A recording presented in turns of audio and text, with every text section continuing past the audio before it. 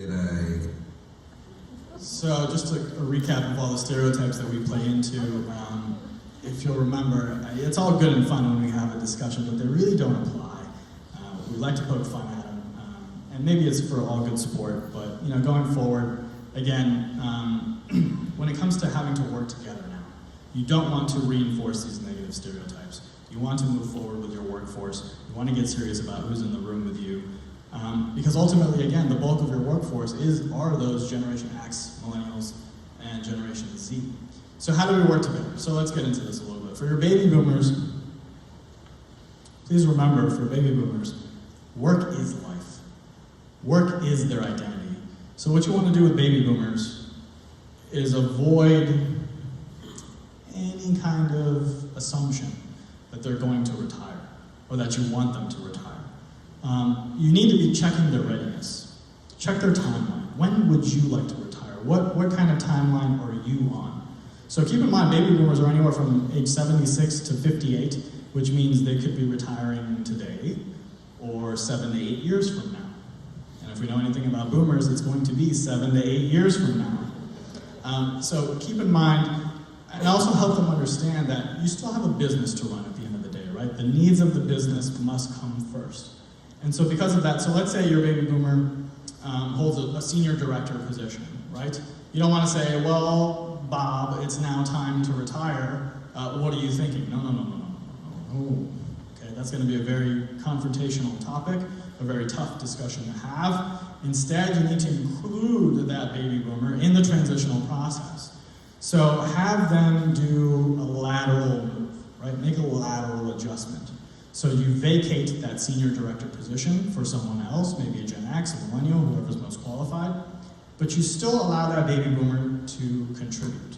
You still allow them to have an identity in the workplace. You still make full advantage of their experience and their knowledge and the fact that they are now able to mentor the next person in that relationship.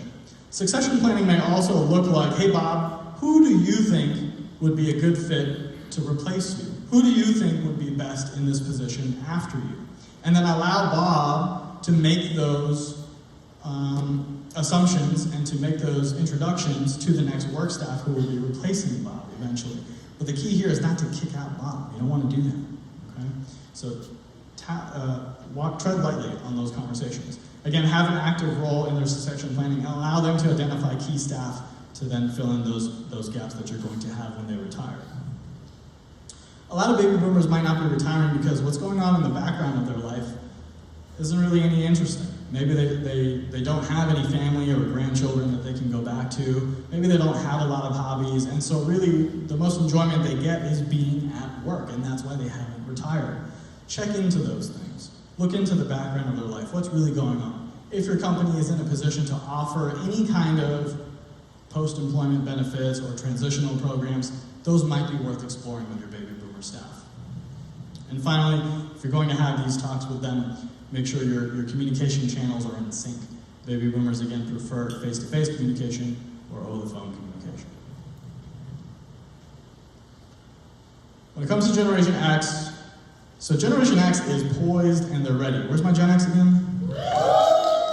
Thank you. Generation X is ready. They've been ready. Chances are they've also been at your company for a long time. 5, 10, 20, 15, 20 years maybe.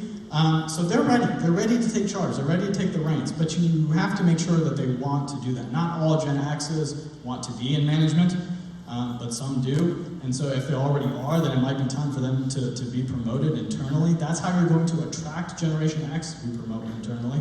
And also, subsequently, how you're going to retain Generation X is to allow them to make these changes because they probably have a lot of ideas. They probably want to make a lot of changes. You need to allow them time and opportunity to be able to do that, to take your company to the next level and really lead it into the future. That's how you're going to attract and retain this generation. Personal and professional development is very important to Gen X. They love learning, they love technology, I mentioned this before.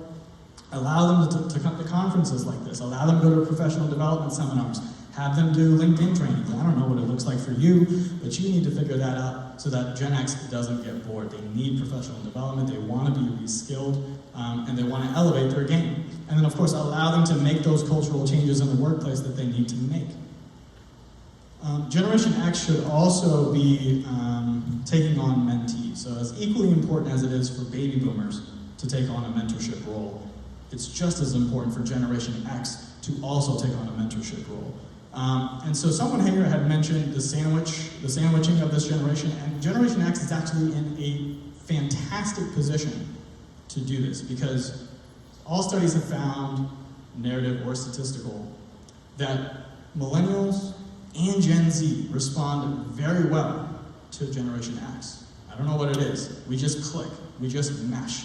On average, most of the time, millennials love Gen X love millennials, we love Gen Z, everybody gets along just fine. So maybe you want to find some kind of pathway to incorporate the three generations together. You should have a very successful relationship.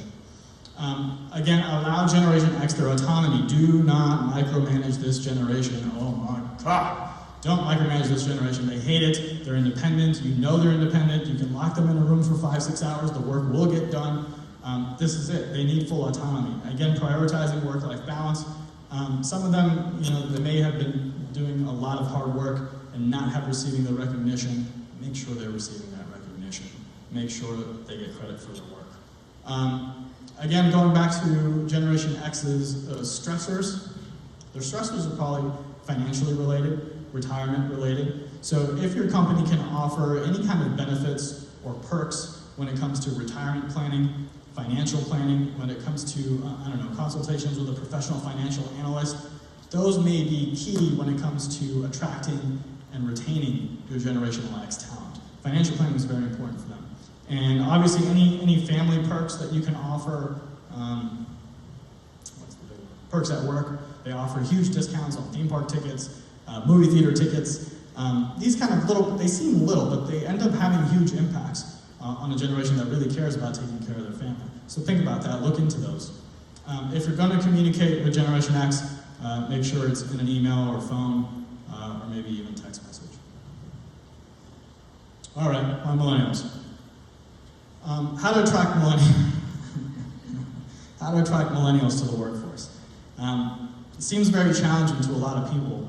And so you need to really check their commitment to working. And by that I mean, there's a stigma on millennials that we are job hoppers.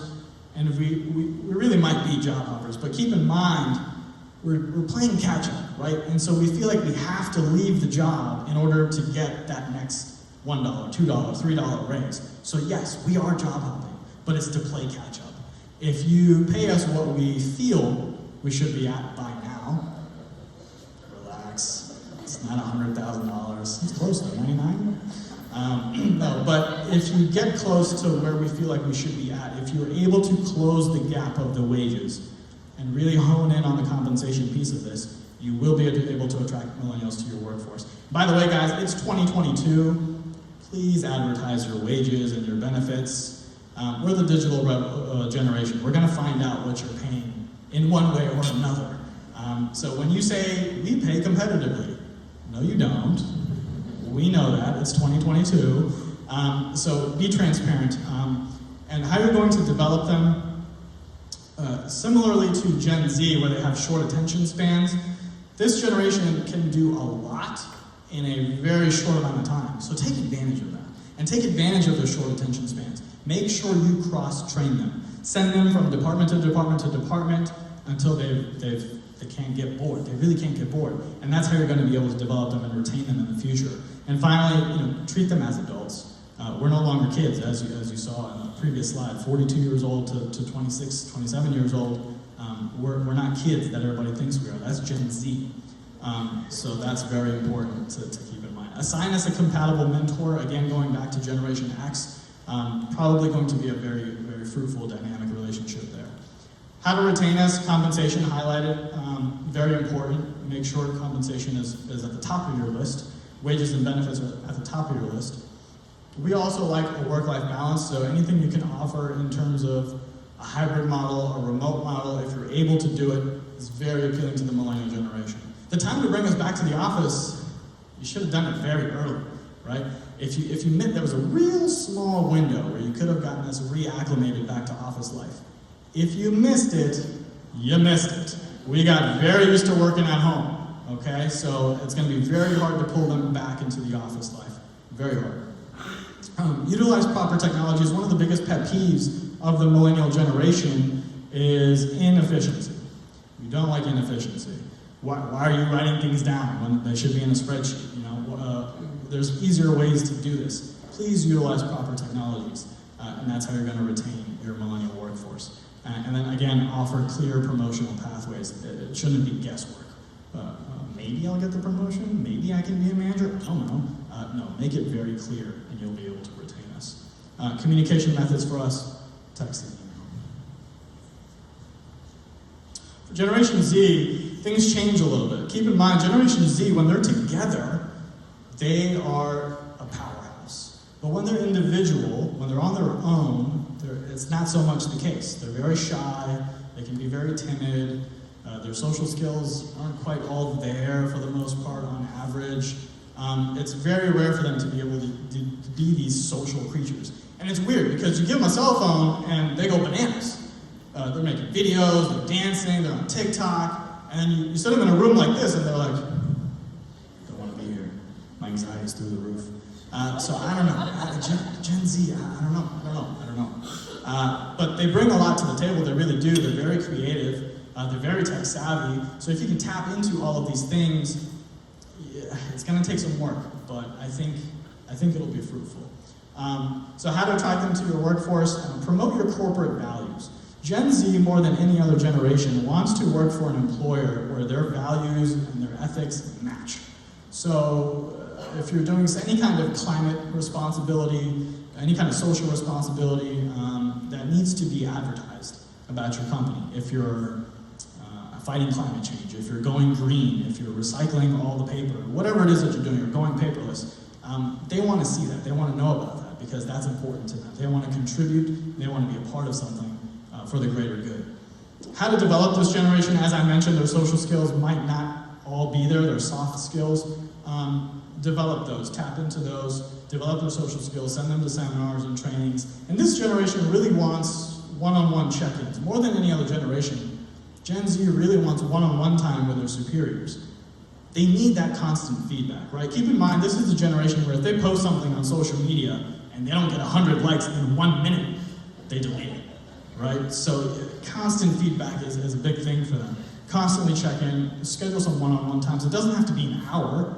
It could be 15, 20 minutes, but give them that feedback. They need that. How to retain them? Diversify. Include. This is heavy when it comes to Generation Z. Very, very important to them. Incorporate efficient technology, again, going back to what Millennials started.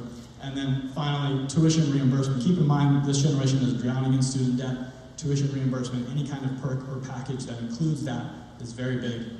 Mental health coverage, obviously very big as well. We mentioned the new athletes nowadays taking that very seriously. The school shootings, all of this stress, all of this tension is constantly on this generation. They would love to have some kind of mental health coverage, mental health benefit.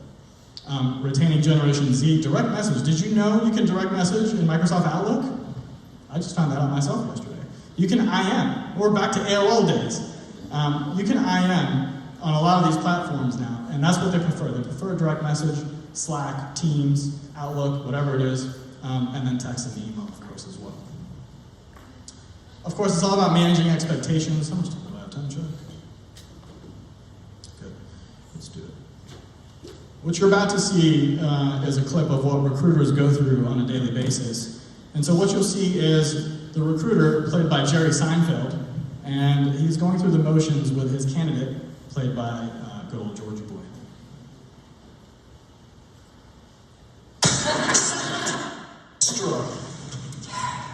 So what are you going to do now? You going to look for something else in real estate? It's not very man. The market's terrible. So what are you going to do?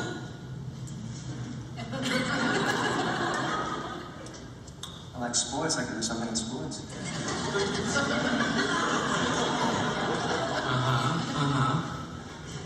In what capacity? You know, like the general manager of a baseball team. Yeah, well, that can be tough to get. Well, it doesn't even have to be the general manager. be like an announcer, like a columnist. You know, I always make those interesting comments during the game. Yeah, you make good comments. So what about that? Well, you know, they tend to give those jobs to ex-ball players and people that are, you know, in broadcasting.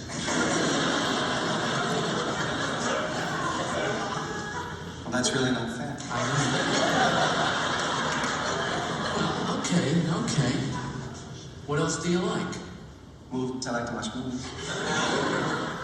Yeah. Do they pay people to watch movies? Projectionists. That's true. But you gotta know how to work the projector. Right. And it's probably a union